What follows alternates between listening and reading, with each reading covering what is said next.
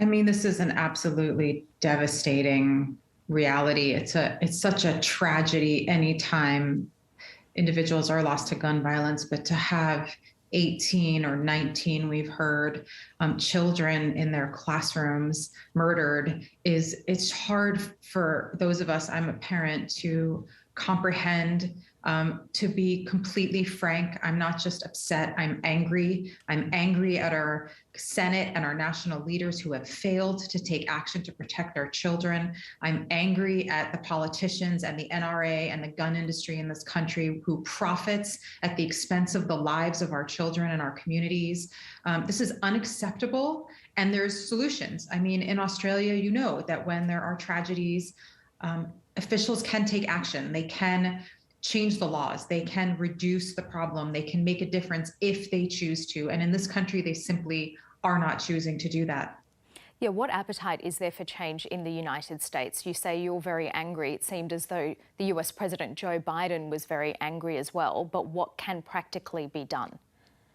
Well, the Congress, the House of Representatives, did pass a really comprehensive federal background checks law a couple of years ago. So there are those in Congress who take action. 90% of the American people agree with these common sense regulations, and it's the Senate that is not acting. Now, there have been some conversations already today about something being brought to a vote, and the question is going to be whether our Republican senators continue to be cowards and bow to the special interests and bow to the gun industry, or whether they finally step up and have an honest conversation about the kinds of solutions that are possible. We could have universal background checks in this country. We can have risk protective orders for those that are in a time of crisis when there are signs. We can have safe storage laws. We can have a restriction on large capacity ammunition or assault weapons like the one that it seems like was used today and is almost always used in mass shootings. There's so many things that our leaders can do to address this problem. They have done none of these things. And I think the American people need to be willing to speak out. They need to be willing to make their voices heard and to vote on this issue. We have an election coming up in November. If our leaders don't act, we need people to be willing to say something about that.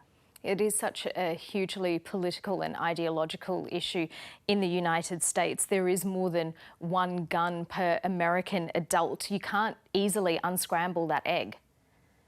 No, you can't, but there's lots of countries that have a lot of private gun ownership, and they have comprehensive regulation around training, around background checks, around registration of firearms.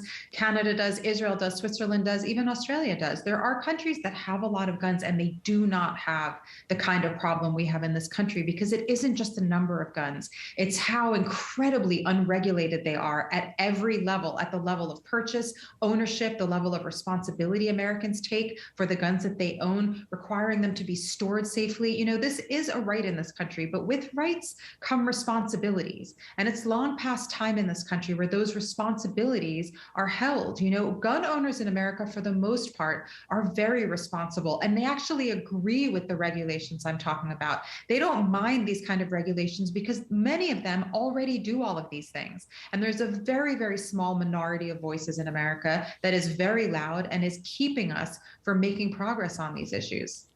It's probably no shock to you that this shooting at a primary school comes 10 years after the Sandy Hook shootings, in which 20 children between the ages of 5 and 10 were killed by a gunman, 26 people in total. There is a Connecticut Senator, Chris Murphy, who made an emotional plea today. I mean, how frustrated, what is the mood in America around these mass shootings? I mean, I think families, parents, communities are absolutely devastated by this type of occurrence. You know, I was just on news programs 10 days ago talking about the shooting in Buffalo at a supermarket. And I was in this job 10 years ago when Sandy Hook happened. It's hard to even imagine what those families must be going through, what that community is going through right now. And I think people are sad, they're devastated. And I think people are angry because there is something that can be done, and our children are background not being protected. It is the most fundamental, basic principle of our government that they protect us, that they keep us safe from this kind of harm. And the fact that they choose not to is totally unacceptable. So what I'm hearing today is a lot of sadness, but it's also a lot of anger and a lot of frustration. And I think that needs to be translated into action.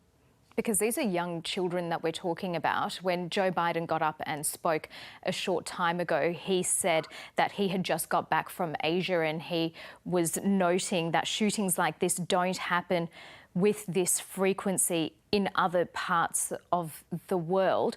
What is it like for young children going to school in America? Because here in Australia, we don't ever imagine that children go to school on a daily basis being taught what to do if there is a shooter that comes onto campus. It is so incredibly traumatizing for our children to have to experience this. It's traumatizing for them to hear about these shootings. It's traumatizing for them to, many of them, 300,000 American children lived through some sort of gun in their school or shooting in their school in the last few years. Like it's actually affecting them directly because they are experiencing gun violence. And then on top of that, even for kids who don't have to experience direct gun violence, they deal with these lockdown drills and active shooter drills. I mean, I have a son in school and they do active shooter drills at his school, and it is absolutely traumatizing. At one point, he told me he didn't want to go to school because he was scared of these shootings. And many, many American children are experiencing that. It's incredibly traumatizing and frightening. It's frightening for parents, it's frightening for children, and nothing's being done to prevent it. And there is so much more that could be done. So I think it's really a situation where parents, many parents who either have experienced this, who are the ones who are speaking out. You see the parents from Parkland, you see the parents from Sandy Hook Elementary School. They're right on the front lines talking about this issue because they've suffered such an unimaginable loss. And I think for the rest of us, we need to realize that this could easily have been us. And if we don't speak up, it may be us or someone we know. And so it needs to be personal for people, I think, to really appreciate how dangerous, how scary, how present it is in our society. 150,000 people shot in America last year. Separate of this shooting, there's just an incredible toll. Gun violence is up by almost 30% in the last few years in this country from an already incredibly high number. So this is getting worse. COVID did nothing to make it better. And for those of us who care about this issue, it is long past time for there to be action. And I think that is happening at the states. I mean, thankfully, we do have many states. I live in California. California has outstanding gun regulations. We have a very low gun death rate compared to the national average, but it's still far too many and it's still far too high. And guns come in from states with weak gun laws, so there's only so much you can do.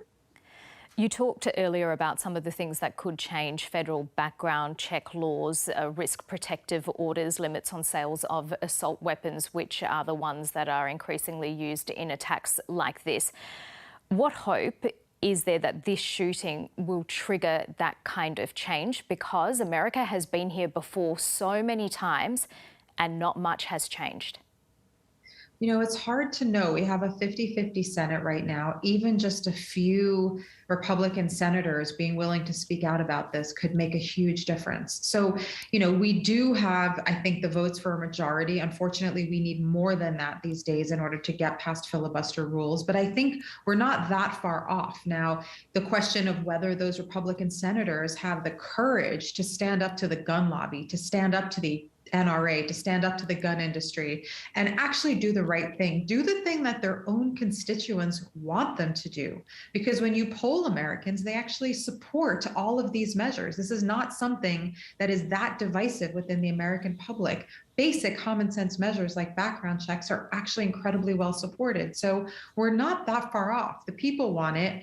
The Democrats are supporting it. And we certainly believe there are some Republicans who are reasonable enough to understand that how important this is. So it's hard to know what it will take to wake them up, to change their minds. But I know we're not too far off. So if people really speak up, I think it can happen.